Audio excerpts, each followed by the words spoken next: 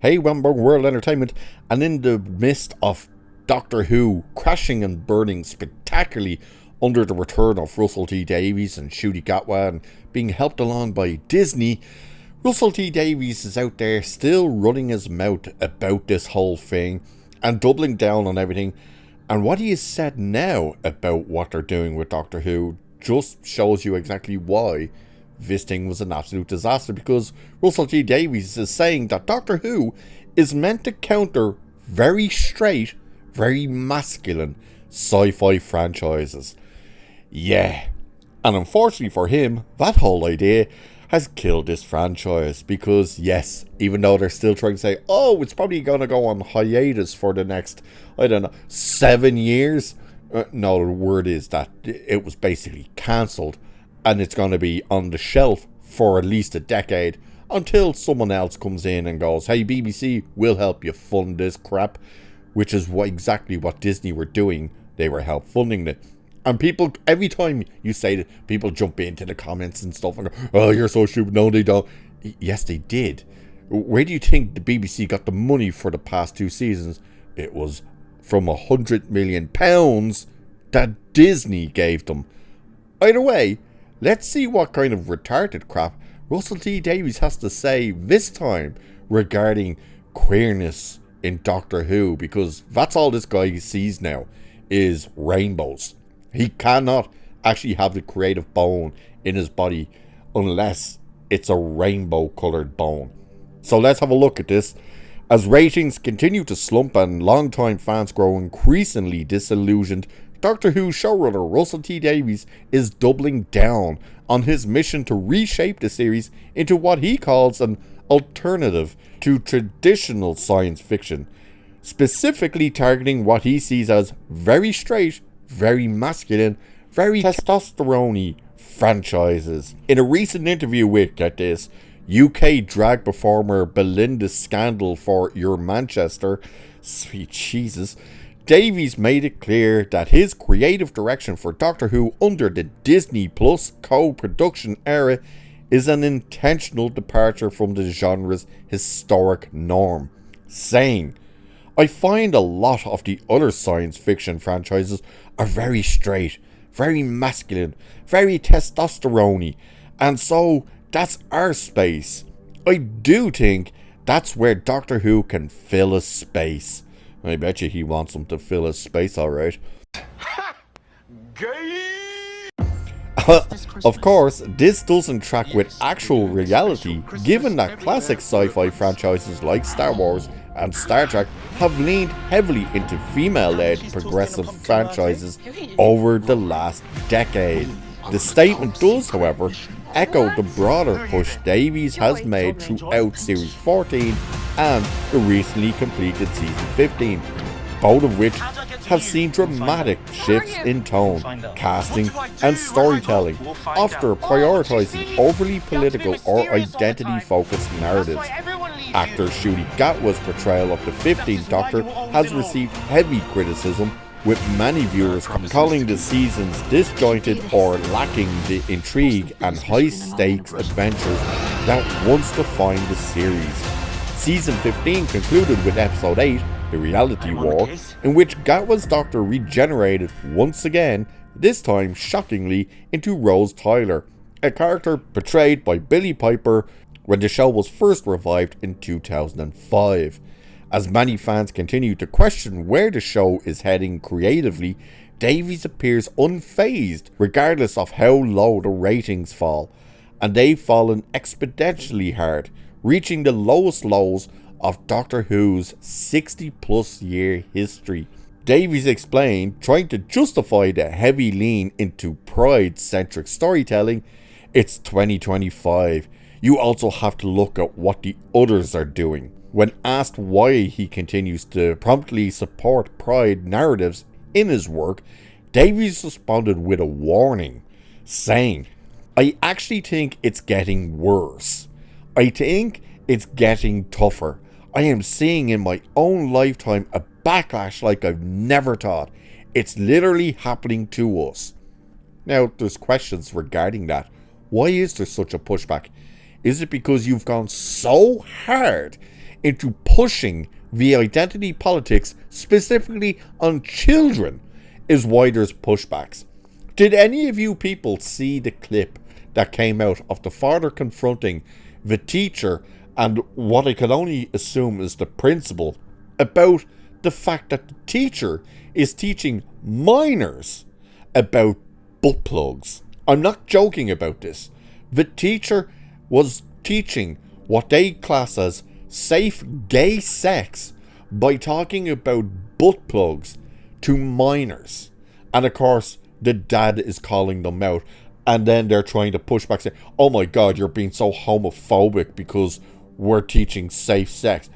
And he even brings up the point, what the hell has butt plugs got to do with, number one, gay sex, and number two, safe sex at all to minors? That's a real clip.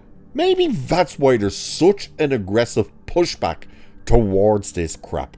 But he continues anyway, because he further criticizes corporations for scaling back pride sponsorships and connected the shift to broader political and cultural pushback, saying this: they're getting scared, he said, noting in particular how many are shying away from gender politics. The fight is on. Wait, all of you!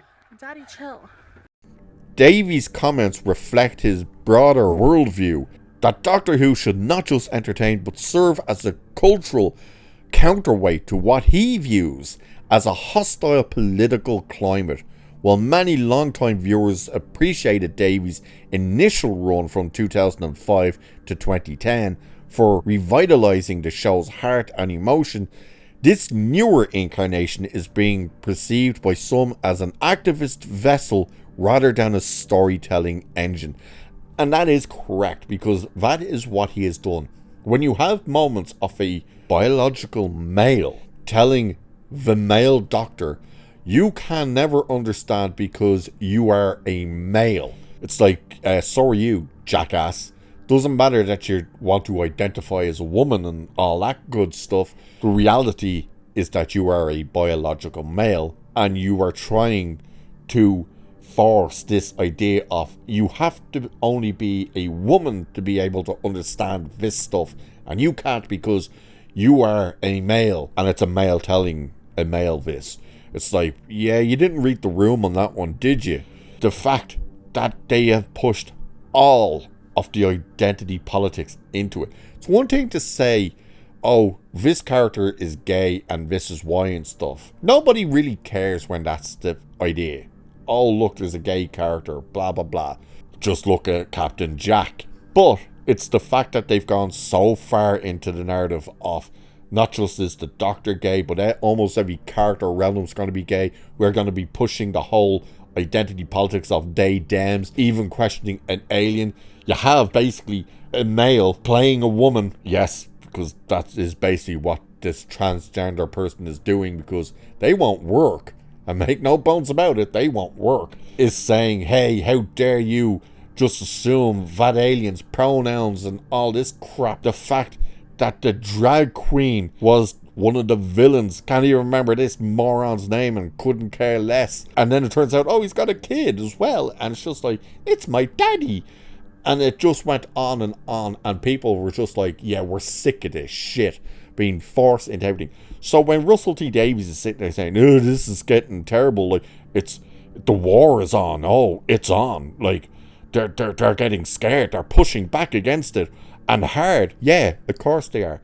As I said, when you're seeing clips of a father having to go to a school to confront a teacher and a they, them, he, she thing principle, because when you see it, you'll know what I mean, to say, why in the name of all that's holy are you teaching my child who's probably under the age of 5 about butt plugs, tells you everything you need to know as to why there's an aggressive pushback towards this shit. Why should there be a Pride Month? Let me actually ask this question, and I want real answers. Why should there be a Pride Month? When you think of the war veterans who fought for freedoms, gave their lives for their countries, so you could have the freedom to express your own views, your political views, your sexuality, all this stuff. They lived and died for that.